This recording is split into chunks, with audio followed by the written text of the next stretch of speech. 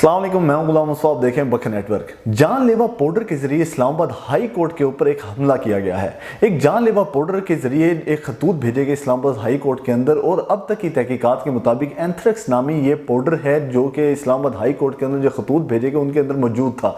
अब तक की जो पुलिस रिपोर्ट है, जो पुलिस की तहकीकात है, उसके मुताबिक इस पर मजीद तहकीकात हो रही हैं, लेकिन अब तक की जो गैर मुसद्दिका इतलात के मुताबिक इसमें एंथ्रेक्स नामी एक पाउडर था जो कि जिसके अंदर एक बैक्टीरिया होता है, और वो बैक्टीरिया सांस के जरिए इंसानी जिस्म के अंदर दाखिल हो जाता है और एक बीमारी का बाइस बनता है, और वो बीमारी जानलेवा साबित भी हो सकती है। 2001 के अंदर ऐसी खतूत अमेरिका के अंदर इस्तेमाल हुए जिससे लोगों के अंदर एलर्जी की बीमारी फैल गई और 5 लोग जान से चले गए।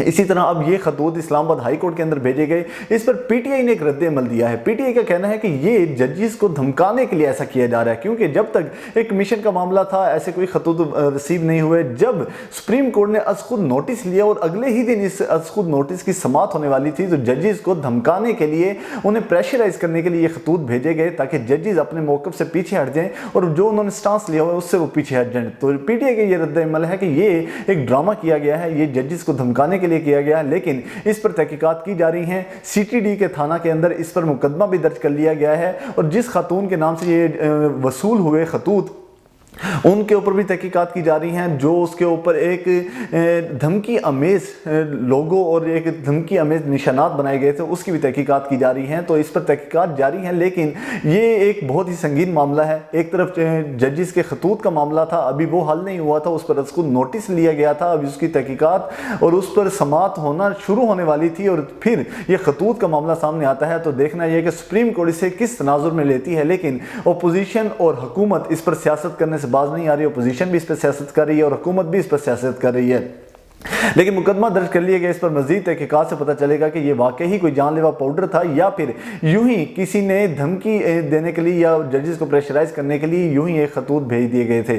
तो उसके बाद तरीके इंसाफ की जानिब से एक मीडिया के ऊपर एक खबर गर्दिश कर रही थी कि जो शेल अफजल मरवत हैं उन्हें बानी पीटीआई इमरान खान साहब ने फोकल पर्सन के ओहदे से भी हटा दिया है, और जो अडयाला जेल के अंदर मुलाकात करने वाले हैं उनकी जो लिस्ट मुरतब करनी होती थी वो भी शेल अफजल मरवत ने करनी होती थी, उस जिम्मेदारी से भी उन्हें हटा दिया है। लेकिन उससे ये जो तजिया है, ये जो वो उनका अपने मर्जी का वो बयानिया लेना चाह रहे हैं कि शेख अफजल मरवत को पीटीआई से निकाला जा रहा है या उन्हें साइड लाइन किया जा रहा है, और इमरान खान साहब खुद उन्हें पीटीआई से साइडलाइन कर रहे हैं। उनके बयानात की वजह से, उनके जो वो बयानात खुलकर ओपनली आकर बयानात दे देते हैं, किसी भी मौक़िफ़ के ऊपर वो ओपनली बात करते हैं, उन बयानात की वजह से शायद चूँकि कोर कमेटी जो है वो भी इनके कुछ बयानात से वो नाला भी थी और वो उसकी तरदीद भी कर चुकी थी, तो शायद इमरान खान साहब ने इस वजह से उन्हें साइडलाइन करने का फैसला किया। लेकिन इस बात को इस बात पर आपने गौर करना है कि जो इमरान खान साहब ने उन्हें पब्लिक अकाउंट कमेटी का चेयरमैन नामजद किया है, उससे इमरान खान साहब पीछे नहीं हटे, ना इमरान खान साहब ने उस फैसले से यू टर्न लिया है। यानी कि शेल अफजल मरवत जो हैं वो अभी पीटीआई में फाल हैं, और पीटीआई में उनका जो कद है, उनकी जो वो सीनियर वाइस प्रेसिडेंट भी हैं, तो उनका जो ओहदा है वो भी बरकरार है। यानी इमरान खान साहब पहले भी अपनी जो फील्ड है, जो अपने खिलाड़ी हैं वो बदलते रहते हैं, अपनी जो फील्डिंग है वो चेंज करते रहते हैं। तो इसमें कोई ताज्जुब की बात नहीं है कि शेल अफजल मरवत का ओहदा, उनसे कुछ ओहदे वापस ले लिए गए, लेकिन जो मेन ओहदा है पब्लिक अकाउंट कमेटी का वो भी अभी उनके पास है। इमरान खान साहब ने बरमला कह दिया था कि अपोजिशन लीडर उमर अयूब होंगे और पब्लिक अकाउंट्स कमेटी के चेयरमैन शेल अफजल मरवत होंगे। तो ये मीडिया पर गर्दिश खबरें कर रही हैं, और चूँकि ये हुकूमत है, वो हुकूमत इसको उछालना चाहती है, हुकूमत उसको बढ़ा चढ़ा कर बयान करते हैं। जो अदर साइड होती है, जो नून लीग के सोशल मीडिया ग्रुप है, वो उसे बढ़ा चढ़ा कर बयान करते हैं। उसके बाद एक इत्तेहाद हुआ है, अपोजिशन लीडर जैसे ही अनाउंस हुए अब उमर अयूब साहब, उसके बाद एक इत्तेहाद हुआ। जो अपोजिशन पार्टीज थी, जो अपोजिशन पार्टीज के सरबराह थे, वो उमर अयूब साहब के चैम्बर में जाकर उनसे मिले, और तमाम जो अपोजिशन पार्टीज थी जिनके अंदर PTI, ANP, Jamaat Islami, MWM, इन सब ने मिलकर एक बयान दिया है। उन सब ने मिलकर एक इत्तेहादी तौर पर उनका एक मौक़िफ़ सामने आया। उनका कहना है कि हम 8 फरवरी के इलेक्शन को मुस्तरद करते हैं।